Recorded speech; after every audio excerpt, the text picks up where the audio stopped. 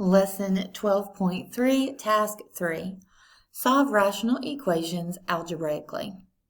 You can use the same technique to algebraically solve rational equations that are not proportions.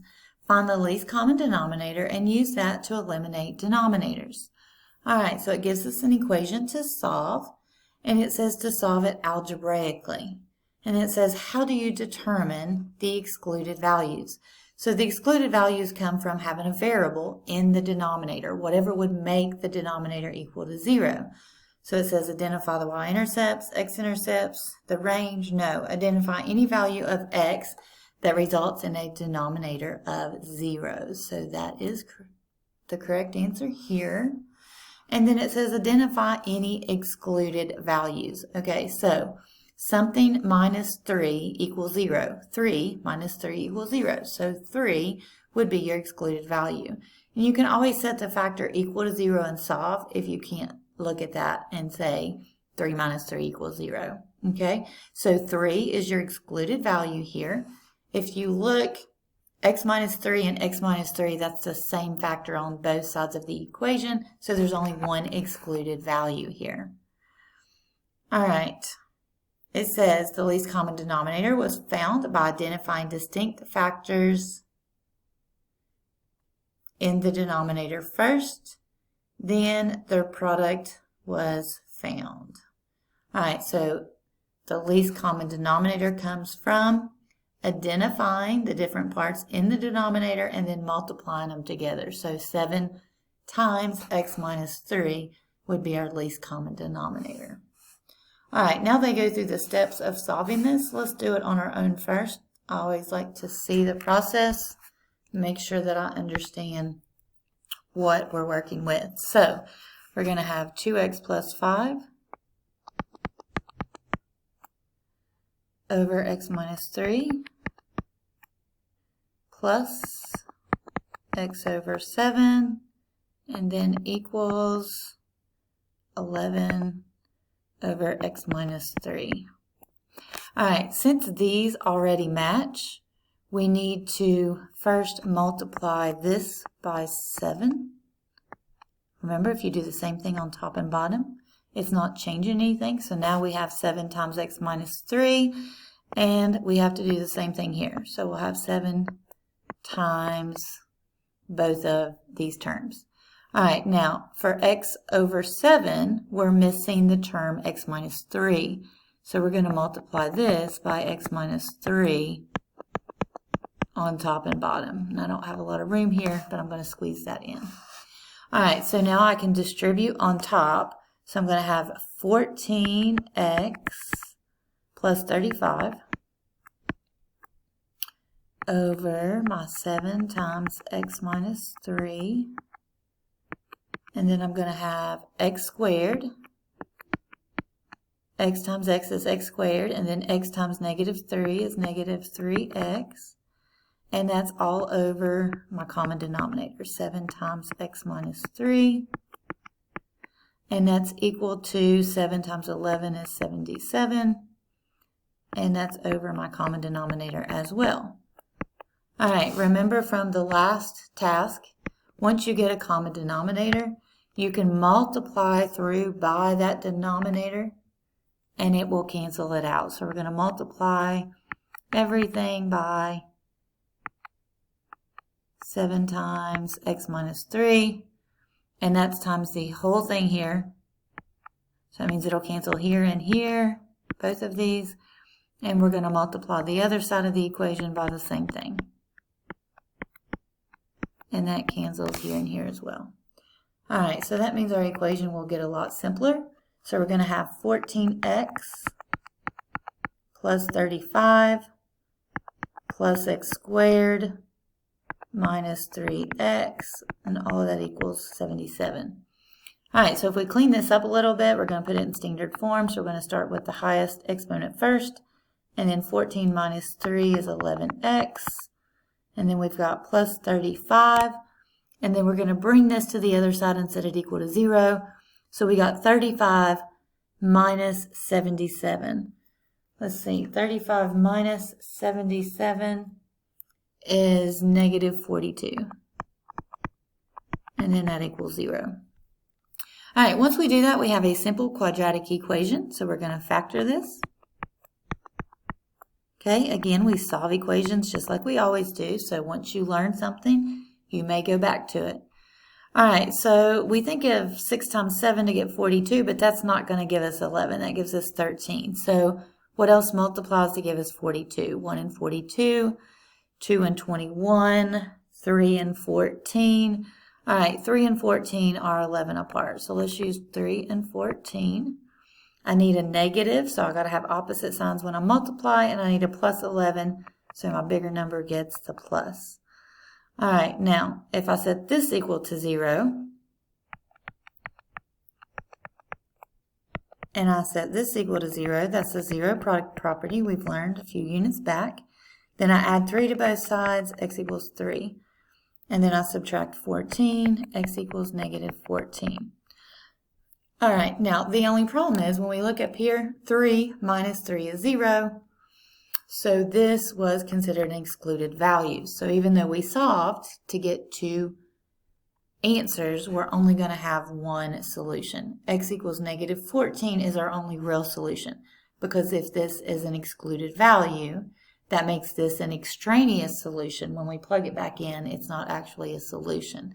So that will not work. All right, so it says identifying excluded values. X equals 3 was our excluded value.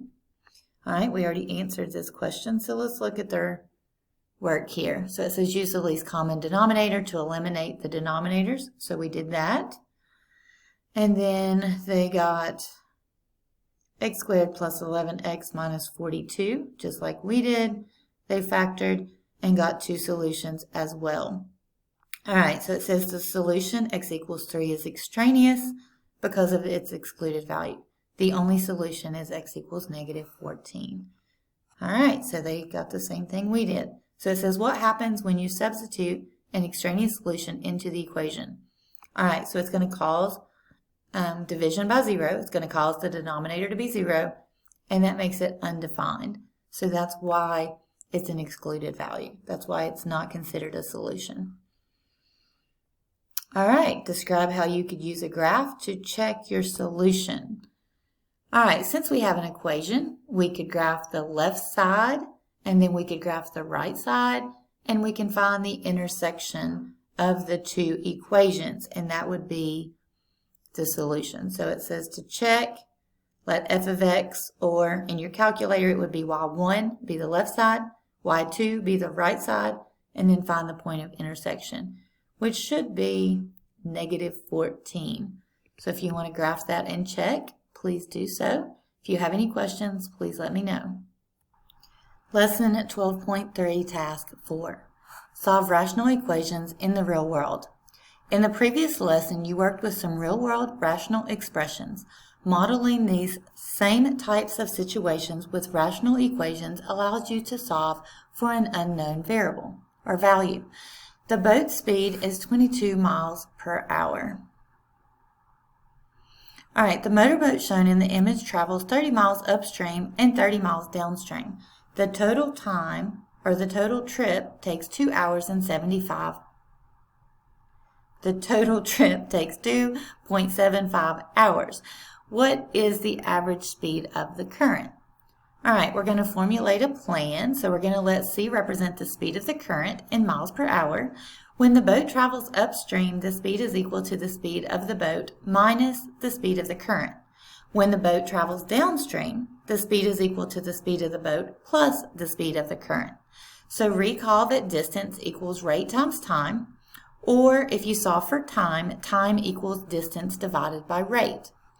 All right, you can organize the given information in a table. Write an equation for the total time. All right, so your total time equals time going upstream plus time going downstream. All right, so your distance for each is 30 miles, and then the average speed is going to be 22 miles per hour minus the speed of the current, and then downstream is traveling with the current, so it's 22 miles per hour plus the speed of the current. All right, so again, your time is distance over rate. So we just do distance over rate for each of these. and then we have all the information that we need. So it says, how can you write an expression for the time given the distance and the speed? So you're going to write the something divided by the something. So we're going to write the distance divided by the average speed.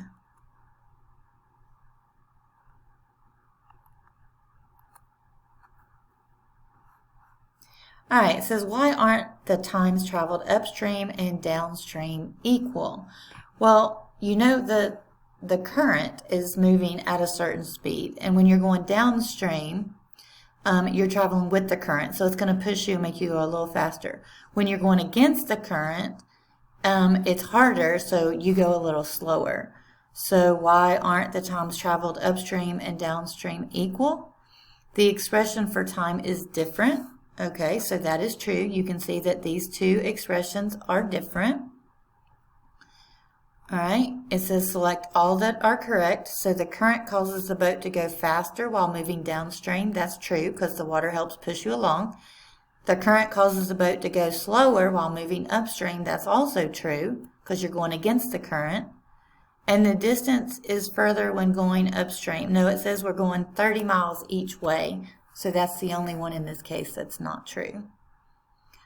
All right, so it says to solve, the excluded values occur when the denominator equals 0. So 22 minus c and 22 plus c, that means at 22 and negative 22, those are our excluded values. All right, now they set up the equation, got a common denominator, and multiplied to get rid of it, same as in the previous example. All right, so when they solve, they get current equals negative 2 and the current equals 2. So it says explain how to get 484 minus c squared equals 480 from the previous step. All right, so it says how do we get this from this step here? All right, so the 30 and the negative 30 cancel. Excuse me. If I add these two numbers together, and then I divide by 2.75, that's going to give you the 480. So you can see that the only thing left here is this. So all you have to do is cancel the 30 and minus 30c, add these two together. Let's see. 660 times 2 is 1320, and 1320 divided by 2.75 is 480. All right, so it says simplify the expression on the right, then divide. That would be it. And then from there, you've got a difference, or you've just got to subtract 484, and that leaves the minus 4. Then you have a difference of squares here. So it'd be c plus 2 and c minus 2, and that gives you your two solutions here. All right, so it says, is either of the values negative 2 or 2 extraneous? Explain. Well, if you go back to the top, our extraneous values were 22 and negative 22. So neither one is extraneous, but if you're talking about the speed of the current, like the speed of the current can't be a negative number. So let's see what it says. Yes, one of them is negative.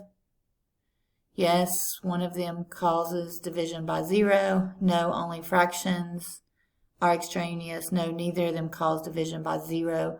Okay, so that would be the correct answer here. Neither of them cause division by 0. All right, but when you talk about the actual answer, you do have to look at what's viable or what's realistic. So it says the solutions equals negative 2 is unviable in a given context because the speed of the current cannot be negative. If the speed of the current is 2 miles per hour, it would take the motorboat 1.5 hours to go 30 miles upstream and 1.25 hours to go 30 miles downstream, which is a total of 275. So you can get that by taking 2 and plugging that back in up here and adding these two together. So if you plug in 2 here and you plug in 2 here and you add those together and solve, you should get 1.5 and 1.25 for going upstream and downstream. All right, that's all for task 4. If you have any questions, let me know.